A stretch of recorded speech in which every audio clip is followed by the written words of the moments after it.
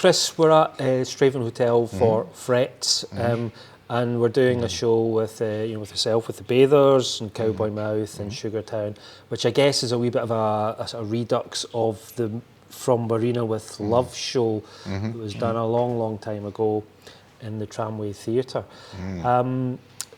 So, how many records did you release with Marina during that period? We did 3 albums with Marina: Lagoon Blues, Sunpowder, and Kelvin Grove Baby. In that period. Yeah.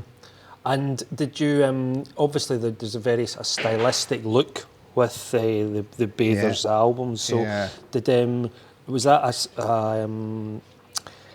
did that sort of design aesthetic kind of work well for how you perceived the music sounding? Yeah, I think so. I think the first record, Lagoon Blues, we had a happy set of coincidences whereby some of the songs had a vaguely Venetian theme. It was a sort of imagined Venice, and just by chance, Stefan at Marina happened to get in tow with a German photographer who'd just done some amazing images in Venice.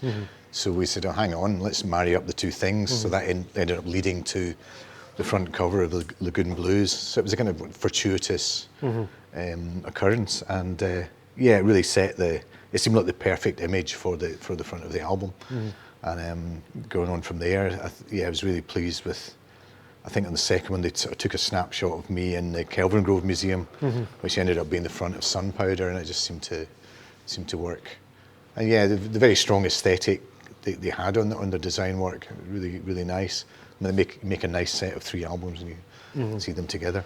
And obviously they've been reissued fairly recently. Just a year or 2 ago. And I mean, the Marina trilogy, it hangs together really well as a almost like as a whole work, doesn't I think? I think so. Yeah, I think it does. I mean, I think looking back, the third one of the trilogy was Kelvin Grove Baby, which was partly by design the most commercial.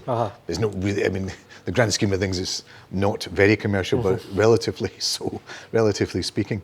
I think it's sort of said, I'm going to go for the jugular. So that was my version of going for the jugular, which is still pretty left field by most standards. But they hung, there was a nice development through the 3. I'd always wanted to use strings, and that sort of crept into the first album, and we maintained that across the trilogy as well. So it was good.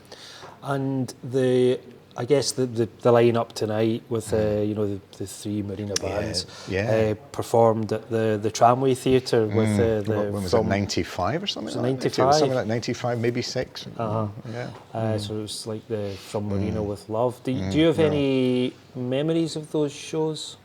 Yeah, well, just very, very fond ones. It was the Tramway was always a great space, and sort of great atmosphere. I just remember a really positive response from the audiences. I think the German guys from Marina came to at least one of the nights. It was good because of the nature of that sort of post-industrial space, it seemed to really suit the band. It really worked. And I guess a couple of years ago there was a compilation album put out by Marina called Goosebumps, which was, I suppose, a history of the label. And there was a show at the Mitchell Theatre at which Stefan and Frank from Marina came over from Hamburg for that. So did you? And that was obviously it was quite a frenetic evening because there was quite a lot of artists performing. But what were your memories of that evening? Well, it just struck me like the amazing breadth and wealth of talent that had been involved in the label. I mean, there must have been 50 music. I don't know, something in that. There were easily 50 musicians involved. And, there's a fantastic amount of records released, and beautiful music through those Marina years, and obviously a strong connection with the Scottish scene. A lot of stuff from there.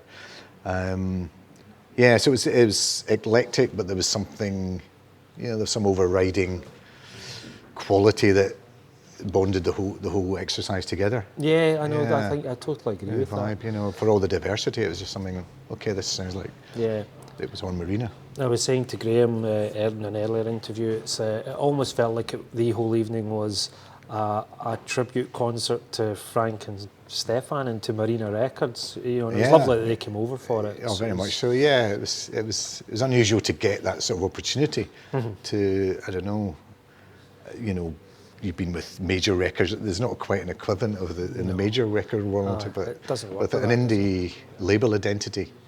Yeah, it was great, and it was fantastic that they came for it. And I guess moving up to date, there's a really great label in Glasgow, Last Night from Glasgow. Yeah, very much. And they're just sort of reissuing, or why don't you tell us a wee bit about Summer Lightning then? Yeah, well, we just done, they wanted to put out the very first Bathers album, which dates from about 87, and they are going to do that, but the license, it got lost in sort of licensing, major record hell. I think we're emerging from it now, but when they mentioned it, I said, oh, why don't I do a demos, outtakes, unreleased tracks, a companion piece to go with the record. As I started working on that, I realised, oh, there's a lot of stuff that's a bit unfinished, so I ended up essentially re-recording an alternative album in a parallel universe. Some songs are unreleased, some that are finished off, including the title track, which I'm really pleased with how that came out as a lovely ballad. You know, I think it's probably up as good as any song I've written. And they decided to put that out ahead of it looks like it'll be another maybe 6 months before they can get the actual debut album out. But to be honest, it's a contentious point probably amongst the hardcore fans, but I think I might prefer the Summer Lightning version of those songs, and you know, we'll see what happens when the original comes down the tracks. It'll be exactly as it was, except remastered. Just it's more of a technical thing than, you know, the content remains the same, as you know. And you're also working on a new album at the moment. It's largely finished. To keep scrapping bits and coming back, but every time I go through that process, I seem to let it go incrementally towards the finish line. And it's sounding great. It's very lush, highly orchestrated. I like the sound. It's different from any other record I've done. You know, I feel it's just there to be. I could only blow at this stage. It's sounding great. Siren-esque is the title, and obviously there are all sorts of delays with manufacturing, but I would very much like to think it will be out by the end of this year. If it comes to it, might just do a digital release and then follow up with vinyl 3-4 months down the line or something, just to get it out. It's been a long time coming down the tracks, and you know, sort of conscious of the passing of time.